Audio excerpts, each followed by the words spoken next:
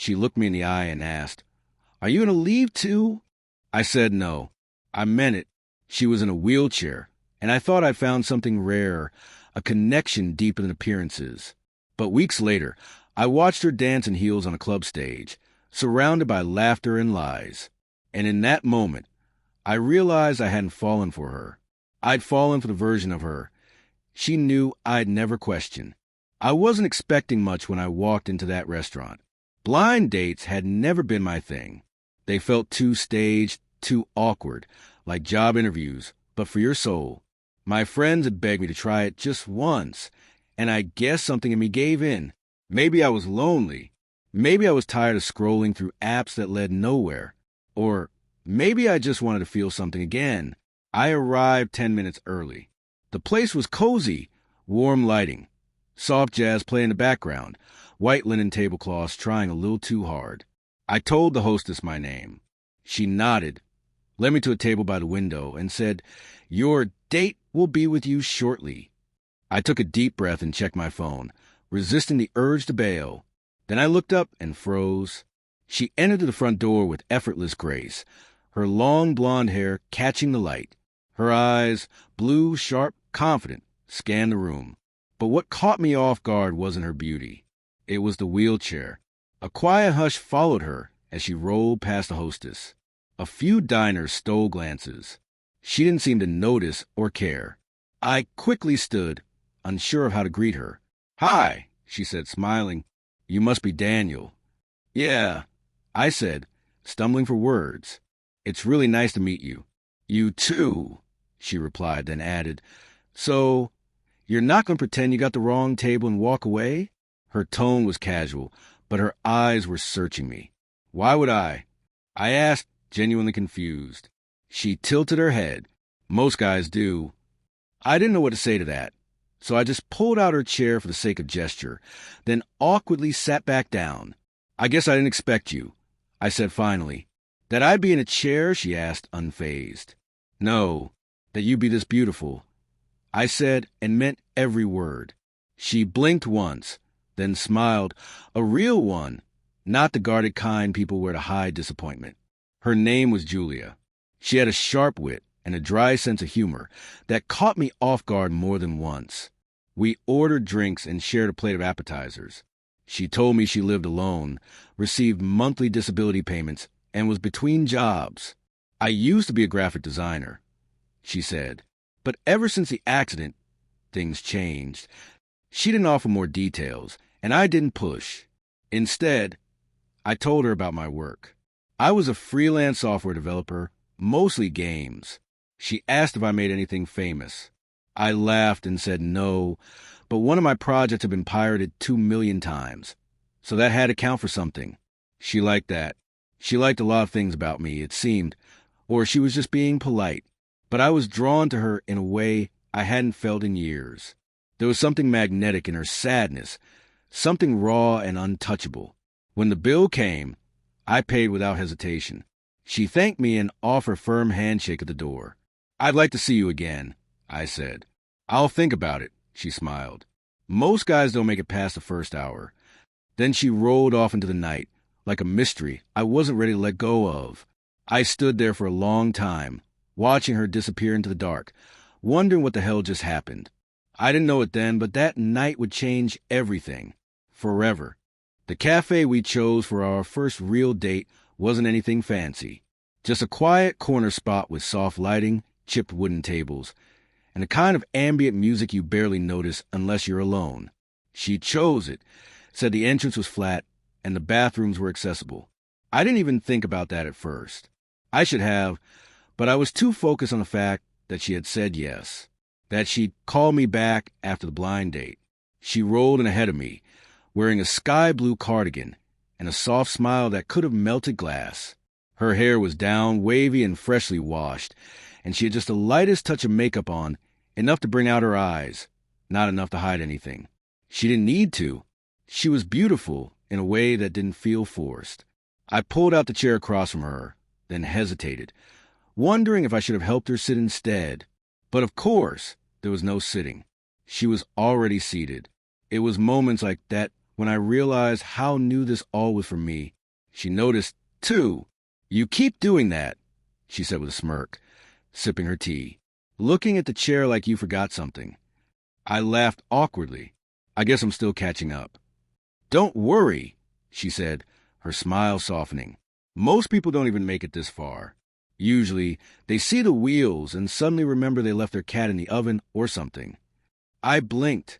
"Wait, that actually happened?" "Metaphorically," she shrugged. "They make up some excuse and leave. It's kind of routine at this point." "Well," I said, leaning forward, "then let me break the routine." That made her pause. She watched me for a moment, her fingers wrapped around her cup, her thumbs circling the rim like she was thinking about something she didn't want to say out loud. Then she whispered, "Why are you really here?" I blinked. "What do you mean?" "You're normal," she said. "Like, painfully normal. Decent job, clean shirt, no weird energy. So either you lost a bet, or you're one of those guys who likes to date women with disabilities because it makes you feel like a hero." The words hit harder than I expected, not because they were cruel, but because I could feel the armor she'd built over time, layer by layer, excuse by excuse. I exhaled. "I'm here because I like your voice, because you were funny, because you told me you loved horror movies but always close your eyes during the scary parts." She smiled despite herself. "And," I added, "because I think you're beautiful, and I'm not looking for a gold star, just maybe a second date." That seemed to disarm her. For the rest of the evening, she let her guard down just a bit. She told me about her daily routine, her physical therapy sessions, her work-from-home graphic design gigs. I told her about my job, mostly dull stuff, tech development, game updates, coding stress. We laughed a lot. It felt easy. It felt real. When it was time to leave, I offered to call her a cab, but she declined. "I've got my own way home," she said. "I live nearby."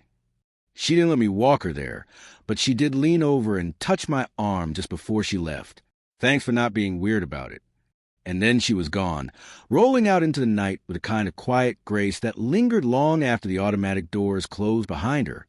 Over the next 2 weeks, we met several times. I invited her over once, just to hang out, watch a movie. She accepted. I cooked. She brought dessert.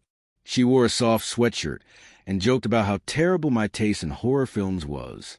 After the third visit, she casually mentioned that she lived alone, supported by disability payments, and sometimes did commissions online to cover extra expenses. That stuck with me, the way she said it, like she was embarrassed. So, without making a big deal out of it, I began helping. I'd bring her groceries, offer her money for cab rides, send her small gifts, nothing too over the top, but thoughtful things. A new cushion for her chair, a sketchbook for her designs. She never asked, but she also never said no. And then came the night she called, voice trembling. "I'm sorry. I know this is weird," she said, "but I'm short on rent this month. They cut my benefits again, and I don't know what else to do." She didn't need to finish. I told her I'd help. I sent the money right away. It wasn't about the money. It was the way she sounded, like someone who hated asking, but had no choice.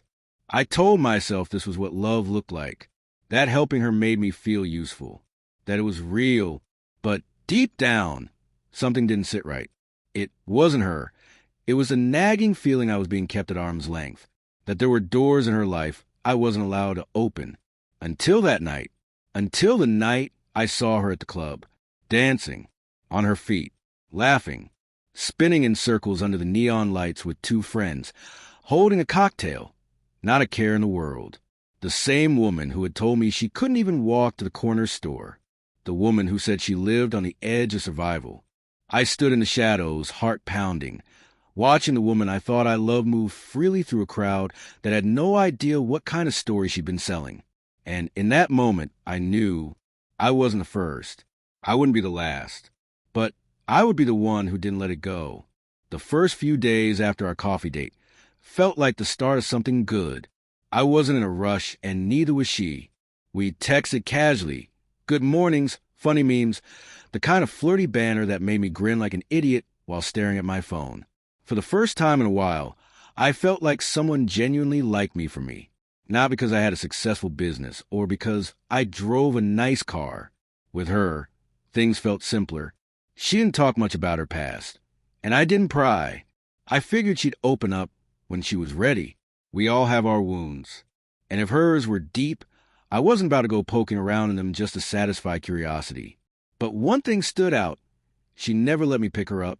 Every time we made plans, she insisted on meeting somewhere neutral. A park, a cafe. Once, I suggested a drive out to countryside, and she declined with soft, "Maybe another time." I didn't push. Still, something about it tugged at the back of my mind. I kept telling myself it didn't matter. People have boundaries, and she had every right to hers. But the more we saw each other, the more those little things started stacking up. She always wore the same few outfits. Said she didn't care much for fashion, comfort first, she'd shrug. But when I offered to take her shopping, she gently declined. Said her disability payments didn't leave room for luxuries, and she wasn't comfortable with me spending money on her. That only made me want to help more. So I started small. Grocery bags, a few bills, a prepaid card tucked into her purse when she wasn't looking. She didn't like accepting money, but she never returned it either. And when she'd text me later with a thank you, it always felt sincere, almost ashamed. "I'm not used to someone being this kind to me," she said one night after I sent food to her apartment. "I'm not used to someone letting me." I replied. We were falling into a rhythm. Late night calls. Laughing about TV shows we both liked. I was even starting to plan ways I could make her life easier, widening my hallway entrances, installing a ramp, making room for her in my world, both physically and emotionally. She made it easy to fall for her. Too easy. And yet, the questions didn't stop. Her social media was nearly empty. No tag photos. No location check-ins. No friends interacting on her posts. Just a profile picture and a couple of vague captions. Starting over, one read. Another, taking it day by day. I chalked it up to privacy. Who was I to question how she handled her online life? But one evening, curiosity got the better of me. I tried to reverse image, search her profile photo. Nothing came up. Not a single match. I brushed it off, embarrassed by my own paranoia. She was probably just cautious. Some people don't want their lives plastered all over the internet. Still, the seed was planted. The next day, she called sounding upset. Her voice trembled as she told me her landlord raised the rent, and she wasn't sure how she was going to manage. "I'll cover it," I said without hesitation, "just until you get back on your feet." "No," she replied quickly. "I can't keep taking from you." "It's not taking. It's me caring." There was a long pause, then a quiet, "Okay, thank you." That night, I wired her $700. After that, things got strange. She grew more distant, less chatty, delayed replies, said she was tired or busy, or that her health wasn't great that week. I told her to rest, to take care of herself. But something in her tone had changed, like she was emotionally elsewhere. 2 days later, I drove past a downtown bar on my way home. I don't know why I looked twice. Maybe it was the burst of laughter from the open patio, or the flash of her blonde hair under the neon sign. But there she was, standing outside, talking animatedly with 2 other women. One of them handed her a drink. The other took her photo as she twirled around and laughed. Laughed. Then she danced. Not just swayed. Not just moved in rhythm. She danced. Fully, freely, effortlessly. There was no wheelchair. No cane. No struggle. Just her, heels clicking on concrete, moving like someone who hadn't faked a limp in her life. I froze in my car, engine idling, headlights dimmed. It didn't feel real. Like maybe I was looking at the wrong person. A doppelganger. A trick of the light. But it was her. Same eyes. Same smile. Same voice. I could hear it now, carrying over the music and street noise, carefree and light. I didn't confront her. I didn't make a scene. I just drove home, the silence in my car louder than anything I'd ever heard. And for the first time in weeks, I started asking myself the one question I'd avoided. Who is she, really? And what the hell had I got myself sleep that into? night. I lay in bed staring at the ceiling, my mind spinning in slow, bitter circles. Every message, every look, every time she'd brush her hand over mine and said something soft, it all played back in my head like scenes from a movie I no longer trusted. Had it all been fake? Was she laughing at me with her friends now, the same way she had danced so freely on that sidewalk? By morning, I convinced myself of two things. First, she was not who she said she was. Second, I needed proof. I spent the next few days walking the fine line between anger and logic. I didn't want to explode without certainty. Part of me, maybe the part that still wanted to believe the lie, kept whispering that there could be another explanation. So I started watching. She didn't know that my cafe had cameras outside. I owned the place. I'd put them there myself for safety. Normally, I never looked at the footage unless something was stolen or delivery went missing. But now I watched to see how she moved when she thought no one was looking. And what I saw confirmed everything. She'd show up in her wheelchair just as she always did, rolled in with slow, careful movements. I'd greet her, bring her a drink, listen as she talked about how hard the week had been, how her joints hurt, how she barely had enough for groceries. Then, when she left, she'd get halfway down the block, check over her shoulder, and stand. Just stand. Not stumble. Not wince. Just get up, fold the chair, slide it into the trunk of a beat-up little car I'd never seen before, then drive off like nothing happened. I watched this scene twice, 3 times. Then I copied the clips and saved them to a folder labeled Truth. I didn't know what I was going to do with them yet, but I needed them. The next time we spoke, I played it cool, asked how she was, listened to her tell me she was tired, in pain, hadn't been sleeping. She said she was sorry she'd been distant, that she just had a lot on her plate. I told her I understood. I didn't bring up what I saw. Not yet. Instead, I started asking questions. Have you ever danced? I asked casually during one of our calls. There was a pause. I used to, before the accident. What kind of accident? Another pause. Car. 2 years ago. I don't like talking about it. I let it go, not because I believe her, but because I wanted to see how far she'd go. A few days later, she called crying, said her benefits were being cut, that she might lose her apartment, that she didn't know what to do. I just need help getting through this month, she said. Just $500 until things settle. Her voice was trembling, the same voice that laughed under neon lights and danced without effort while holding a cocktail. I wanted to yell, to ask her how she could sit there and lie so easily. Instead, I said, I'll see what I can do. I didn't send the money. And that's when things changed. The next day, I got a call. Not from her. From a number I didn't recognize. I answered, and a man's voice came through, sharp and irritated. Why the hell are you playing games with her? He barked. Excuse me?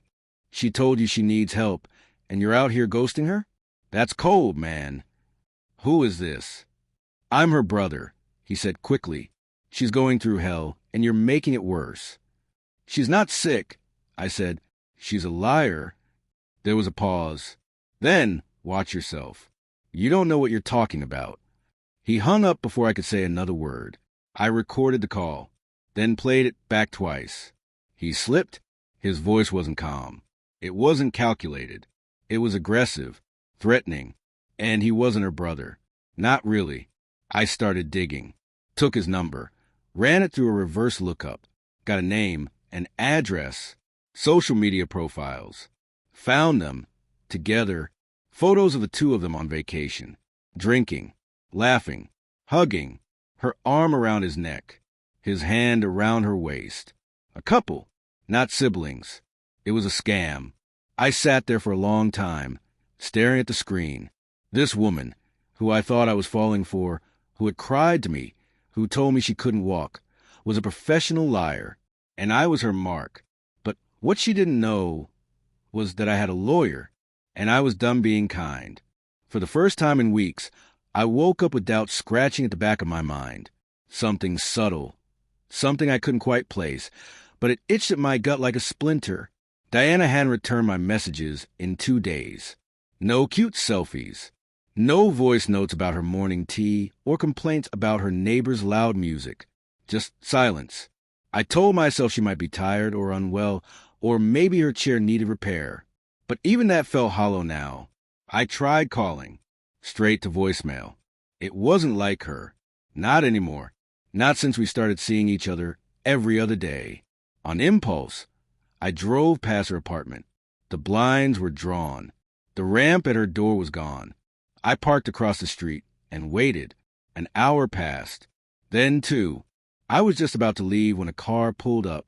The passenger door opened, and there she was, walking, not wheeling, not limping, not struggling, walking, in heels, laughing. She wasn't alone. 2 other women stepped out of the car with her, all of them dressed like they were heading to a club. I couldn't breathe. My fingers clenched the steering wheel until my knuckles turned white. She walked into the building like someone who hadn't faked a single thing. All I could think about was the money, the cash I'd given her, the groceries, the transfers when she said her disability payments were delayed, the night I offered to help with rent. I thought I was helping someone struggling, someone who'd been dealt a bad hand. Instead, it looked like I'd been played. I stayed in the car for another half hour, trying to convince myself I hadn't just seen what I saw. But the reality was clear. She'd lied, and I needed answers. That night, I didn't sleep. I scrolled back through every conversation, every message, every moment we'd shared. Her stories, her tears, her vulnerability. It had all felt so real. Had I been that desperate for connection? The next day, I called her again. Still no answer. So I made a decision. I walked into that same club I'd seen her head toward. I wasn't even sure why. Maybe to see if she'd show up again. Maybe to prove to myself that the image I saw wasn't a fluke. An hour in, the lights dimmed, the DJ picked up the pace. And there she was, dancing. Fully mobile, fully radiant. Surrounded by friends. Like nothing was wrong. Like I didn't exist. My heart plummeted. She caught my eye halfway through a spin. Her smile froze. Her rhythm faltered. I turned and walked out before she could speak. The mask had fallen. Now it was time for the truth to follow. The days after the confrontation in the stairwell passed in a strange kind of silence. I didn't mention it again, and neither did she. But something between us had shifted. Not violently, but like a slow, quiet tide pulling back from the shore. Her smile lingered less. Her messages came later. Her answers shorter. But she still came around. Still sent selfies. Still talked about when things get better. So I played along. Not because I believed her, but because I needed more. I started noticing inconsistencies. She said she was exhausted from physiotherapy, but she'd post photos from her bed, looking flawless and fresh. She claimed her neighbor brought her groceries, yet I saw takeout containers from high-end restaurants in her kitchen the one time I dropped something off unannounced. It wasn't just that things didn't add up. It was that she was no longer trying to make them. Then one night, I got a message from a number I didn't recognize. "Hey, you don't know me, but I know her. Be careful." That was it. No name. No follow-up. I stared at it for a while, then wrote back, "Who is this?" No answer. The next day, I went back to the club.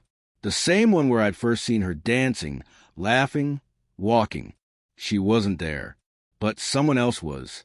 A tall brunette with sharp features and a cigarette hanging from her lips leaned against the wall outside, scrolling through her phone. I recognized her from one of the photos my girl had sent. A background figure at a birthday dinner. "You looking for Alina?" The woman asked before I even opened my mouth. I hesitated. "Yeah." She scoffed, took a drag. "You're the new one, huh?" I blinked. "Excuse me." "She does this every year or so," she said, exhaling smoke like it carried the truth. "Reinvents herself. New city, new story. Find a guy with a soft heart and soft wallet." She told me she was disabled. The woman laughed. Not kindly. "She's got a strong enough back for bottle service and pole nights. But yeah, sure, to you she's the poor girl with bad luck." I felt the blood drain from my face. She's not evil, she added, almost offhand. She's just tired of losing. This is her way of winning, I guess. Why are you telling me this? She burned someone close to me last time. He didn't take it well. I wanted to ask what happened to him, but something about her tone told me not to. Instead, I asked, where is she now? The woman shrugged. Probably at Nikolai's. That's her real boyfriend. Or was. They always circle back eventually. I drove home in silence, her words bouncing around in my head like broken glass in a tin can. The woman had no reason to lie to me. She hadn't asked for anything. She just warned me, and now I had a decision to make. Call her out? Wait it out? Or walk away? But I knew myself. I wasn't the walk-away type. So instead, I started watching closer, saving everything, building a file. Because if this was a game, I needed to know all the rules before I made my next move. And when I did, there would be no more warnings. It was a Tuesday afternoon, only consequences, when I decided to pay her a surprise visit. I told her I had a work meeting nearby and thought I'd swing by with some groceries. She hesitated for a second too long before texting back. Sure, but I look terrible today, just a heads up. I didn't reply. I parked 2 blocks away and walked the rest, carrying a bag filled with things she once told me she liked. Almond milk, her favorite chocolate, herbal tea. I wasn't there for the groceries. Obviously. I was there to see the truth with my own eyes. Her apartment was on the 3rd floor of a quiet building. No elevator, of course. Ironic for someone who supposedly couldn't walk. When I rang the bell, there was a pause, then shuffling, then the door opened. Just a crack at first. She peeked out makeup-free, wearing an oversized hoodie and leggings. No wheelchair in sight. Oh, she said, you actually came. I told you I would. She hesitated. I wasn't expecting groceries. I stepped forward, and she stepped back instinctively, letting the door swing open. I walked in and placed the bag on the kitchen counter. The place was tidy, suspiciously so. Too clean, like it had been scrubbed in a rush. No medical equipment. No signs of assistance. Then I noticed something odd. A pair of stilettos, half hidden behind the couch. Those yours? I asked casually, nodding toward them. She looked, then smiled. Oh, yeah, I used to wear them. I can't anymore, obviously. You still keep them out? I guess I forgot they were there, she said quickly, looking away. We sat, talked. She was sweet, apologetic about the mess. Mentioned her condition once or twice, but didn't linger on it. Something was off in the way she spoke, too carefully, like she was walking through a script she'd rehearsed. I wanted to see more, so I asked, how's the hip? She blinked. Huh? You said last week you were in pain. That it spread to your hip? Oh, right. Yeah, still sore. I nodded. I know someone who might help. A specialist. Her eyes narrowed slightly. That's kind, but I don't think I can afford more tests. I'll cover it. She smiled, tight, nervous. You're too good to me. I left shortly after. No big goodbyes, no awkward confrontation. But when I stepped out into the cool air, I didn't feel sad. I felt clear. That evening, I went home and opened a file I'd been building. Screenshots, bank transfers, messages, timeline gaps, the works. I copied it all to a USB drive. And then I did something I never thought I would. I emailed her from a new address. You don't know me, but I know what you're doing. It's over. Stop before it gets worse. I sent it. No name. No threat. She called me message to let her know the game was no longer hers. I didn't answer. Then I waited. Then came the text. A blend of confusion, concern, and subtle panic. Hey, did I say something wrong? Are you okay? Please talk to me. I feel like something's off. Something was off, just not in the way she meant. I took a breath and let the silence sit between us. Let her stew in uncertainty. Let the mask start to slip on its own. By evening, she knocked on my door. Unannounced. I almost didn't open, but I needed to see her eyes. She looked tired, disheveled. The confident girl who once made up stories about her disability had vanished. I felt like you were pulling away, she said quietly. I've had a lot on my mind. She walked past me, straight into the living room, like she still owned a piece of it. Did something happen? I saw you. At that club. Her head snapped toward me. What? 3 nights ago. You were dancing, laughing, wearing heels. She froze. The silence stretched out long between us, tense and electric. You followed me? I wasn't following you. I was just there with friends. She dropped onto the couch and buried her face in her hands. It's not what you think. No, I asked flatly. Because I think I've been paying for your groceries, your rent, giving you rides, believing you were living off government support, when in reality, you were out dancing in clubs with your friends, telling stories about how hard your life is. She didn't answer. Was any of it real? I asked. Her hands dropped from her face, slowly. Her expression wasn't guilt. It was exhaustion. I didn't plan for it to go like this. But it did. There was a pause. I didn't think you'd care, she said finally. At first, you were just some guy. I needed help, and you offered it. I thought, why not? I stared. She kept talking. But then you were kind. You listened. You made me laugh. And it got harder to keep lying. But I didn't know how to stop without losing everything. So you kept taking. Money, time, affection. Her eyes filled with tears, but they didn't fall. You were the first person who made me feel like I mattered. And yet, you lied every step of the way. That was when something inside me finally snapped into place. The disbelief, the excuses, the quiet hope that this was all a misunderstanding. Gone. I don't hate you, I said, but I'm done. Her lower lip trembled. Please. I'm not going to ruin your life. But I'm not going to be in it either. She stood slowly, then stepped toward the door. Will you tell anyone? Should I? No, she whispered. Just let me go quietly. I nodded. She left. And this time, I didn't watch her walk away. I deleted her number, erased the chat history, cleared my bank's recurring transfers. All that remained was a sting of betrayal and a valuable lesson I kept waiting to feel I didn't ask to learn. That white kind of lesson that kind of rage people talk about in betrayal stories. But it never came. No smash plates. No shouting into the void. Just silence. A dull, hollow silence that filled every room in my house where her presence used to linger. Her toothbrush was still in the bathroom. A sweater draped over my couch.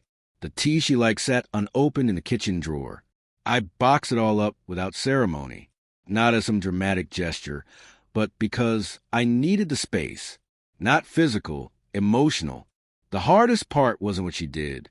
It was realizing that I ignored all the signs, the way she dodged questions, the way she always needed just a little help, the way her stories never lined up if I paid close enough attention.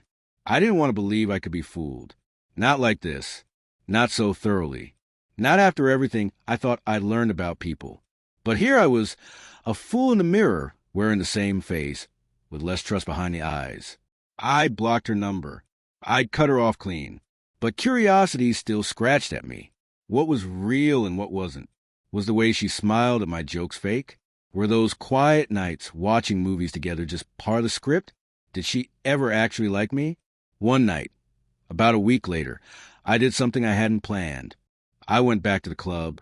I told myself it wasn't about her, that I just needed air, a drink, some normalcy.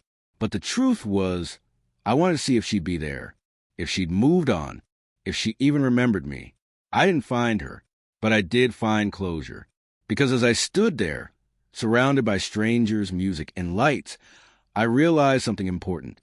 She didn't destroy me. She used me, yes, lied to me, definitely. But she didn't take anything I couldn't rebuild. She didn't break something I couldn't heal. When I walked out of that club, I didn't feel bitter. I felt relieved. Relieved that I got out early. Relieved that I learned what I needed to before I gave her more of myself. And most of all, relieved that I was still me, a little wiser, a little sadder, but intact. The next day, I signed up for a local mentorship program. I figured, if someone was going to benefit from my generosity, it better be someone who needed a real chance, not someone playing a role. That was the first good decision I'd made in weeks, and it wouldn't be the last. It's strange how quiet life feels after a storm passes. No drama, no daily texts, no uncertainty masked as affection. Just peace, uncomfortable at first, but eventually welcome. A month had passed since she walked out of my door. I never heard from her again. No messages, no apologies, not even an attempt to claw her way back in. It was almost disappointing how easily she vanished, like she'd only existed inside a dream that ended the moment I opened my eyes. But real or not, she left a mark. For weeks, I wrestled with the same thoughts on loop. Was I too trusting? Too naive? Did she ever care at all? The answers never came. And eventually, I stopped needing them. What mattered more was what I did next. I stopped giving people who hadn't earned it. I learned the difference between helping and being used. I learned to listen when something felt off, not just brush it aside in the name of empathy. And for the first time in years, I put that energy back into myself. The cafe I owned started running better. I was more focused, sharper. I even opened a second location across town, a goal I'd shelved when I got too wrapped up in someone else's problems. I hired better people. I delegated.